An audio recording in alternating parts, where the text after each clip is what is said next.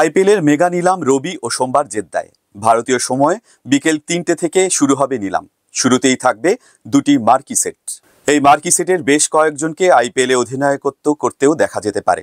ফলে সেই তালিকায় থাকা ভারতীয় তারকাদের নিয়ে চলছে নানা জল্পনা। মার্কি সেট রয়েছে দুটি ৬ জন করে ক্রিকেটারের। প্রথম সেটে রয়েছেন Jos Buttler, Shreyas Iyer, Rishabh Pant, Kagiso Rabada, Arshdeep Singh এবং মিচেল স্টার্ক। মনে করা হচ্ছে সবচেয়ে বেশি দর কষাকষি হবে শ্রেয়স আইয়ার ও ঋষভ পন্থের। পন্থ রেকর্ড দর পেতে পারেন। পন্থ ও শ্রেয়সের পাশাপাশি ইংল্যান্ডের সাদা বলের অধিনায়ক জস বাটলারকেও কোনো দল নিয়ে অধিনায়ক করতে পারে, তবে সেই সম্ভাবনা খুবই কম।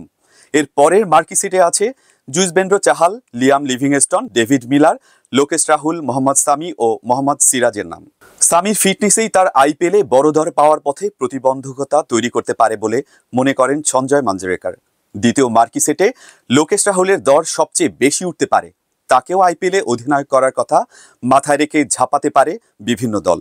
রাহুলের নাম যখন আসবে তখন শ্রেয়স পন্থদের নিয়ে কোনো দলের কাছে কত পরিমাণ অর্থ থাকবে সেটা নির্ভর করবে রাহুলের জন্য কারা ঝাঁপাবে।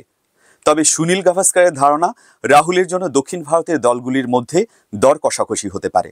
রাহুলকে আরসিবিতে নেওয়ার দাবি উঠেছে। আবার রাহুল উইকেট কিপিংও করেন। ফলে ক্যাপ্টেন্সি ও উইকেট কিপিংয়ের দক্ষতা থাকা রাহুলকে নিতে আগ্রহ দেখাতে পারে চেন্নাই সুপার কিংস। আরসিবির হাতে রয়েছে ৮৩ কোটি টাকা, সিএসকের ৫৫ কোটি। গাভাস্কার স্টার স্পোর্টসে বলেছেন, আমার মনে হয় রাহুলকে পেতে চাইবে বেঙ্গালুরু ও চেন্নাই, এমনকি হায়দ্রাবাদও। বেঙ্গালুরু রাহুলের নিজের শহর। রাহুল নিজেও সেই দলে খেলতে পছন্দ করতেই পারেন। সেক্ষেত্রে নিজের ঘরের মাঠে দর্শকদের সামনে খেলার সুযোগ থাকবে। ফলে আরসিবি রাহুলকে নেওয়ার চেষ্টা চালাতে পারে। এদিকে রবিন উথাপা জিও সিনেমায় বলেন, আরসিবির উচিত রজত পাটিদারকে অধিনায়ক করা, নয়তো আবার বছর ২ পর তাদের নতুন অধিনায়ক খুঁজতে হবে। রজত অধিনায়ক হওয়ার যোগ্য। সেক্ষেত্রে আগামী ৩ থেকে ৫ বছর তিনি অধিনায়ক থাকতে পারবেন। সেই মতো দলও গঠন করতে পারবে আরসিবি।